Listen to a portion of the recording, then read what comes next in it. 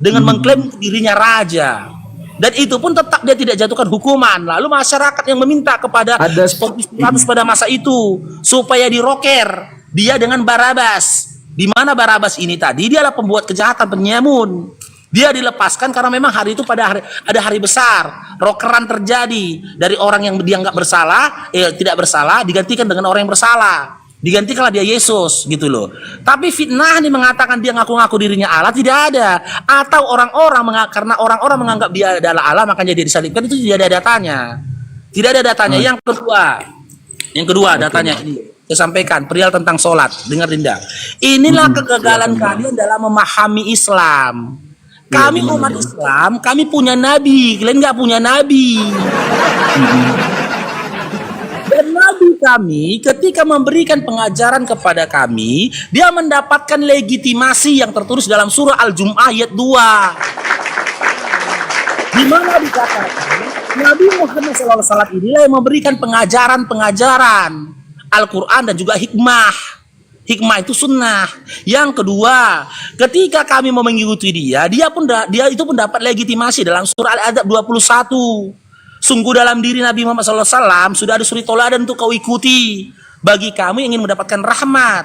Dan di dalam Al-Quran juga dikatakan apa-apa yang disampaikan Nabi itu berasal dari Allah, bukan dari dirinya sendiri. Nah, iya bang, tapi secara tersirat kan tidak ada bang 5 waktu bang.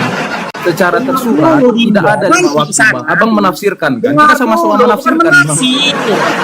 Kita sama-sama menafsirkan ini bang. Abang double standar. Silakan bang, ayo bang. Di dalam Al-Quran lagi dikatakan ati Allah, ati Rasul. Patuhilah Allah dan patuhilah Rasul. Kami sholat sebagaimana Nabi sholat. Nabi kami memberikan pengajaran kepada kami sholat 5 waktu, kami sholat 5 waktu. Nabi kami mengajarkan dan menunjukkan kepada kami sholat subuh 2 rakaat, kami sholat subuh 2 rakaat. Sekarang saya tanya, dari antara Yesus sampai dengan Paulus, siapa yang pergi gereja hari Minggu? Aku minta data gitu loh. Aku tidak minta data tertulis di Bible. Enggak, aku minta. Sekarang aku tanya, dari antara dari antara Yesus, 12 murid Yesus sampai dengan Paulus, siapa yang pergi gereja hari Minggu? Siapa? Enggak, tidak ada itu bang. Kalau itu abang mau balik sampai Alkitab itu koyak-koyak pun enggak ada itu bang. Saya enggak minta data. Saya enggak minta data di dalam Biblemu. Enggak, itu terlalu dangkal bang. Nanti gini bang. Jadi ya sama gini bang. Kutanya abang. Enggak, pertanyaan jadi begini bang. Pertanyaan jadi begini bang. Pertanyaan jadi begini bang. Di mana ada di Al-Quran ada sholat Jumat 5 waktu kan tidak ada bang. Dengar dulu. Jadi kalau itu kita bahas bang, itu kita multi tafsir bang. Capek kita bahas itu. Dengar dulu, sekarang gini, kita lihat dari perbuatannya. Benar. Yesus diutus ke dunia, dia turun ke dunia untuk memberikan pengajaran kan? Benar bang. Nah, adakah dia mengajarkan atau mencontohkan atau berbuat ke gereja hari Minggu?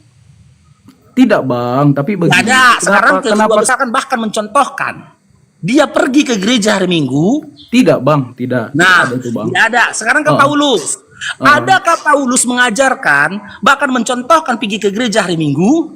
Paulus, itu saya rasa tidak bang, tidak ada. Bang. Tidak ada. Nah, sekarang saya tanya, lantas kalian ke gereja hari Minggu, itu kalian ngikutin siapa?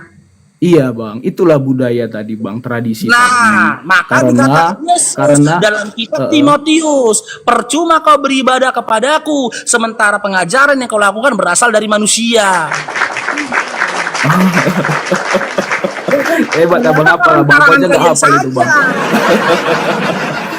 Iya bang, artinya begini bang, itu betul. Kalau secara tertulis nggak akan dapat bang. Cuman kenapa Kristen itu gereja hari Minggu karena dianggap di situ hari kebangkitan kan bang. Itulah budayanya dulu bang. Yang menganggap?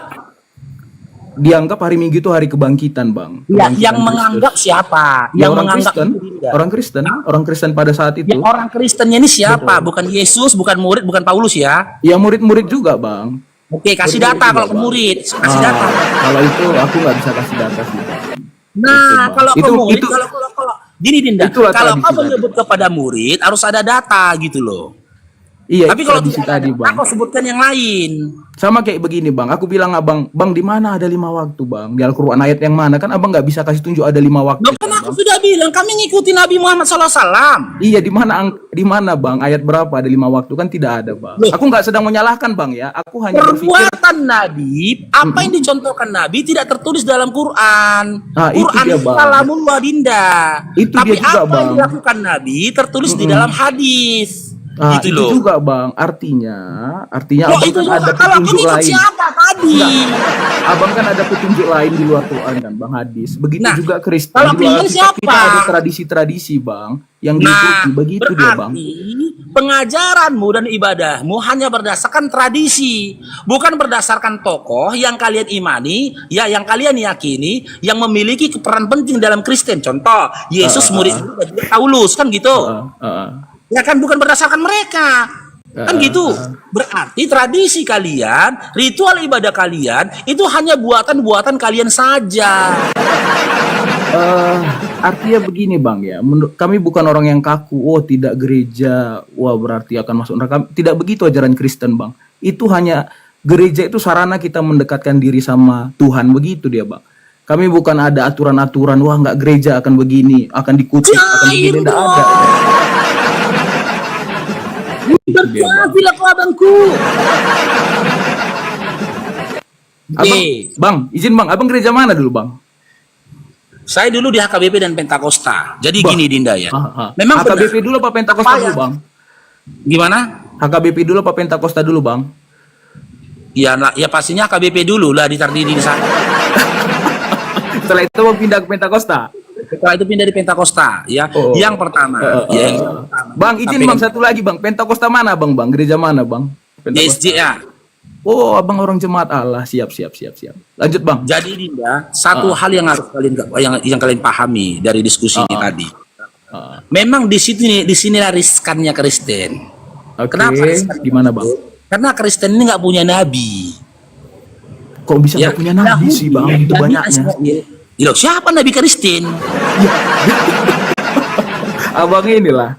Kan sama-sama belajar kita dulu, Bang. Dari Musa, itu sudah Nabi Kristen, Nabi Musa. Dari Kan mana? begitu. Kapan pula Musa ngajarkan Kristen ini?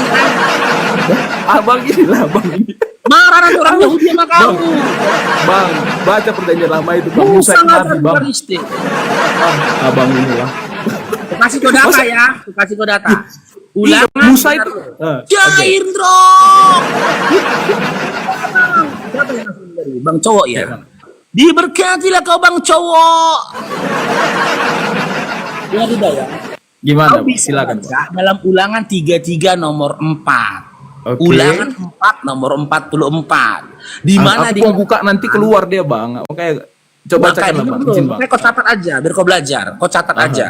Catat aja ya. Di dalam ulangan 33 nomor 4 dikatakan, hukum Taurat diturunkan kepada Musa suatu ketetapan untuk Bani Yakub. Pertama. Yang kedua, ulangan 4 nomor 44 dikatakan, hukum Taurat dibawa oleh Musa untuk Bani Israel. Oke. Baru? Udah. Jadi antara Taurat bahkan Musa nggak ada urusannya dengan Kristen. Karena apa? Ketika Musa membawa Bani Israel keluar dari cengkraman Firaun menuju tanah Kanaan, satu pun pada saat itu orang Bani Israel nggak ada yang Kristen. Jadi apa agamanya, Bang? Nggak ada yang menyembah kepada Yesus. Enggak, agamanya apa, Bang? Bani Israel. Agamanya apa Bani Israel, Bang? Mereka disebut Bani. Agamanya apa, Mereka Bang? disebut Bani. Mereka belum disebut agama. Mereka disebut Bani. Tapi konsep mereka itu bertuhan kepada Tuhan yang Esa. Enggak, Tapi Musa dalam kan Nabi kitab Abang, ulama. ya kan? Nabi Abang juga. Kita harus nerima, Bang. Musa itu Nabi agama Samawi. Agama Kristen, Islam dan Yahudi. Masa Abang cuma Di zaman Musa sudah ada Kristen. Ya, Muslim sudah ada, Bang. Loh. Kan kau yang mengklaim Musa dari Kristen. Enggak, bukan Musa nabinya orang Kristen. Musa nabinya orang Islam enggak, Bang? Nah sekarang saya tanya, Nabi kami Nabi Muhammad SAW. Musa enggak, Bang? Loh, Musa tuh nabinya Bani Israel. Kok gimana nih? Enggak loh, Muslim kan mengakui 25 nabi, Bang. Izin, Bang. Mungkin aku nggak paham, Bang. Gini, kami mengakui gimana, 25 nabi. Tuhan pernah menurunkan nabi, mengutus nabi kepada Bani Israel. Namanya Musa. Informasi. Tapi abang akui nabi kan, Bang? Dengar dulu. Informasi itu kami imani. Oke. Dengar kau? Iya, kami imani informasi itu, tapi kami bukan umatnya Musa. Kami umatnya Nabi Muhammad SAW. Nabinya sekarang apa, saya tanya jujur ke kamu, pada waktu Musa diutus menyelamatkan Bani Israel dari Firaun, udah ada rupanya Kristen. Oh ya itu enggak lah, Bang. Itu pertanyaan kamu, Bang. Makanya berarti Musa bukan nabinya Kristen. Pertanyaan apa kok konyol kali? Ngarang aja kau. Enggak lah, Bang. Lucu juga, Bang, ini seru, Bang. Nggak ada nabi Kristen tuh, nggak ada. Enggak, Bang. Sama seperti Muslim mengakui 25 nabi. Sama juga ya kami mengakui mereka, Bang. Nabi-nabi itu, Bang. Begitu, Bang. Gini Dinda. Makanya gini ya. Lucu juga, Abang ini. Di dalam iman kalian itu, kenapa tidak ada nabi? Dalam iman kalian ada, Tuhan Bang, langsung nabi yang itu, turun ke dunia. Tuhan itu langsung yang turun ke dunia. Makanya kalian nggak punya nabi. Ngapain pula lagi kalian punya nabi? Kalian sendiri beriman Tuhan kalian turun ke dunia kok. Enggak lah, Bang. Nabi-nabi perjanjian lama itu ya nabi, Bang. Abang ini macam Tapi bukan Kristen. nabi Malas awak. Bang, izin nanya dulu aku, Bang. Ada yang belum kupahami nih, Bang. Jadi Boleh, gini Bang? ya, dengar dulu. Oke, Kau sudah Abang terima dulu. enggak? Caindra diberkati.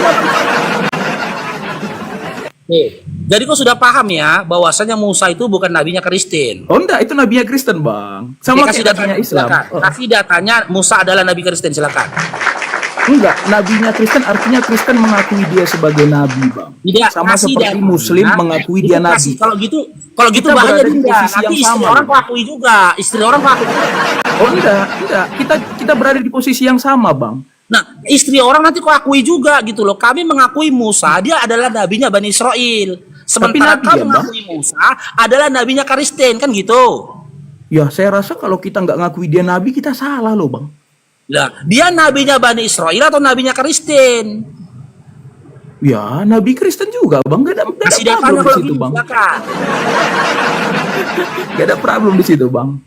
Kasih datanya silakan. Oh, kalau artinya kita punya sudut pandang yang berbeda sih, Bang. Jangan pakai sudut pandang. Kalau pakai sudut pandang, nggak ada bedanya kalian sama binatang. Maaf Dinda ya, maaf ya. Ini maaf. Itulah Ini bedanya, Bang. Kita dengan Nggak binatang ada, kita nggak ada punya sudut bedanya. pandang. Maaf, ini Binatang pasal saya enggak. bilang.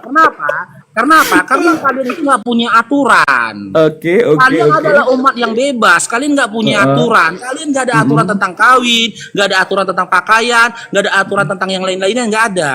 Makanya saya meminta kalian tentang data. Kalau kau ngotot katakan Musa adalah nabinya Kristen, kasih datanya. Kalau tidak ada datanya, diskusi ini nggak akan bisa dilanjutkan. Karena apa? Setiap apa yang keluar dari lisanmu dipastikan berdasarkan dari Roma 3 nomor 7. Di mana dalam Filipi 1 nomor 18 sampai 19. Kau terlalu mengikuti Paulus si pendusta.